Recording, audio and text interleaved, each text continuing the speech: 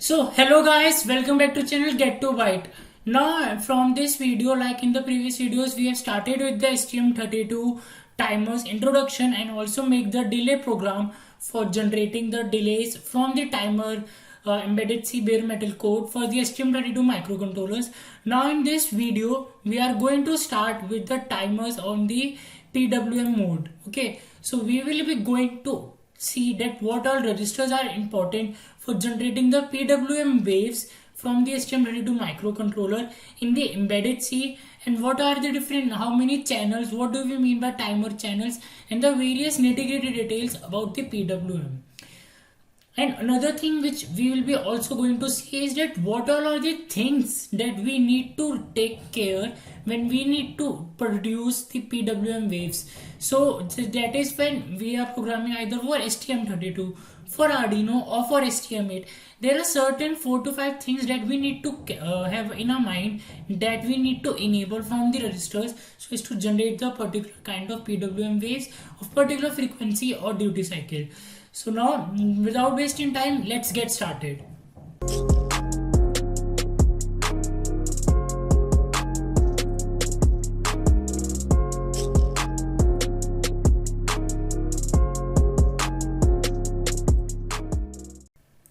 So guys, with the timers in the STM32, we know that in the previous video we get to know that there are basically general purpose timers and the advanced control timers in the STM32 microcontrollers. The general purpose timers are those timers which don't have the features of the complementary dead mode, and which there are some advanced features difference between the advanced control and the general purpose timers. As if now we are starting with the general purpose timers, so going into it, we can from the data brief of our microcontroller, it is written that these timers are 16-bit auto reload up down counter, 16-bit prescaler, and feature 4 independent channels, each for input capture and output capture, PWM, and 1 pulse mode output. Now what do we mean by it? Like, these are all heavy hefty words which might confuse a beginner. So let me just tell you, these timers are based on 16-bit auto reload or down counter. This is nothing but just a timer, the register which is for a timer counter. It is of 16-bit length and it can be used as down counter or it can be used as up counter also, like starting from 0 to 65536 or from 65536 to 0. And the auto reload register, by here we mean the value by which our timer counter will be incremented. So like if in the previous videos, the delay, we have set the auto reload value to a particular value, to of 200 or to of 32 or whatsoever value. So from 0 to 32, only from this margin our counter will increase.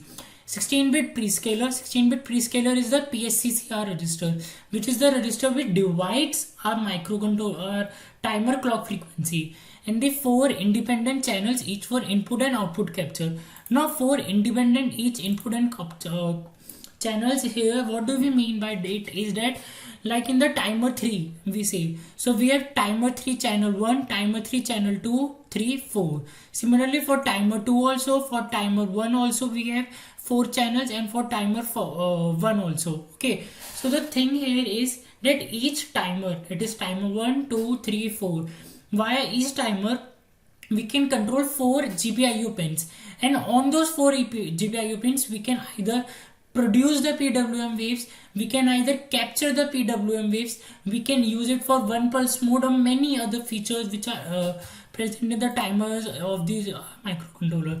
So here the feature 4 independent channels, each for input and output, compare PWM and 1 pulse mode. Okay, so and one thing to remember in this is that counter is frozen in debug mode, that is when we will be debugging. Okay, so when we will debug our code, so in that case our timers and our counters will stop. That is, if the counter value is, let's say, 200, so it will not increment in the whole time when we are in debug mode. Okay, and this is the thing, just a small intro to get your familiarity with some terms for the PWM. Now if we go into the PWM and just first understand its things, so see, PWM comes under the section of the output compare mode. Why so? Because in PWM mode we are generating the signals, we are generating the square signals. So that is output mode.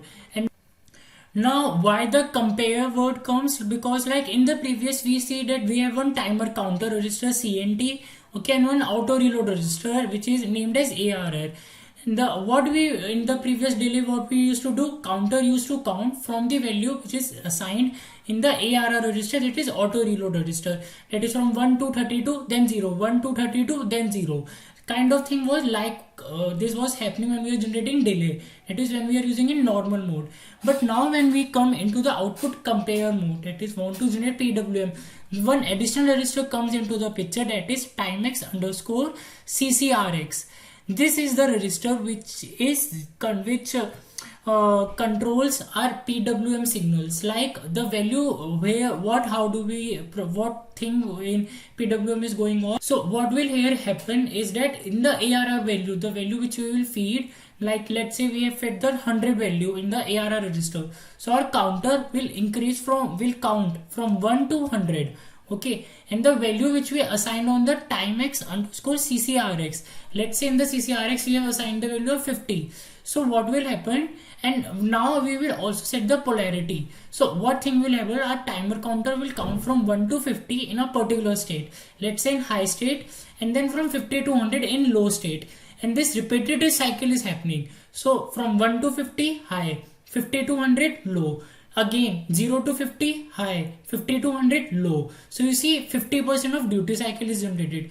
Now let's say if you have put the value of your CCRX as 70, and we have set the polarity in such a way that when our compare is not happened, that is when our counter value is less than this CCRX value, then it will be set as low. So from 0 to 70 it will be low, and then from 70 to 100 it will be high, as ARR is the value up to which our counter will count. Okay, so this is the thing, that is why in the PWM and in the output compare mode also. But PWM mode is like one of the feature of the output compare mode. Okay, so now if we go into the PWM mode and read about it, the pulse width modulation mode allows generating a signal with a frequency determined by the value of time x underscore ARR register. Why is it so? Because as I told you, ARR is the value up to which our counter will count whether compare has occurred or not occurred. So from 0 to 100 it will count. So our frequency, our one single wave will be stepping from 0, 1, 2, 3, 4 till 100. So our frequency will be determined by the value of the ARR, as this is the value up to which our counter will count, and the value up to which our counter will count, that will be a time period upon frequency. That is, frequency will be calculated 1 upon time period.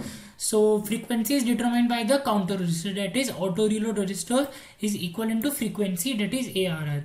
And duty cycle is determined by the value of timex underscore CCRX. Why is it so? Because as I told you, CCRX is the value at which compare will happen. So before a compare, one state will be happening on the particular channel, and after the compare another state will be happening on the particular channel. Here by state I mean either high or either low. So let's say if I have put the CCRX, let's say if I have put the ARR value as 200, okay, and CCRX value is my 130. Okay, so what will happen, from 0 to 130 it will count and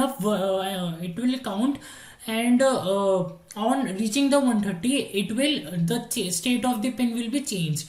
Which pin? The channel which we will configure in our code. Now as I told you in the starting that each timer has 4 independent channels, that is like as you can see here, the timer 3 has 4 channels, timer 1 also has these much channels, 4, timer 2 also has 4 channels.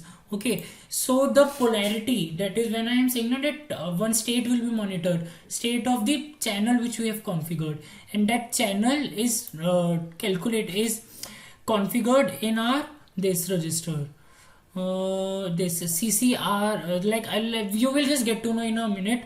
Okay, before going into that, you just have to know 1-2 things also, that when we are using the PWM wave, so now we need to first tell the timer that we are going to use the PWM mode, we want to use the output compare mode.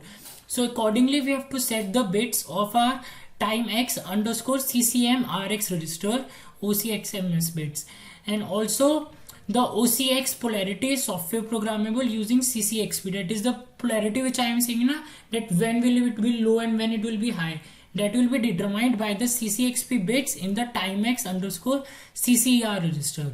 Okay, so this is just, I hope you get to know about this thing. Now next I will just first get to know about the registers for the PWM and for the output compare mode specifically, and then we will move on to the code of one STM32 microcontroller.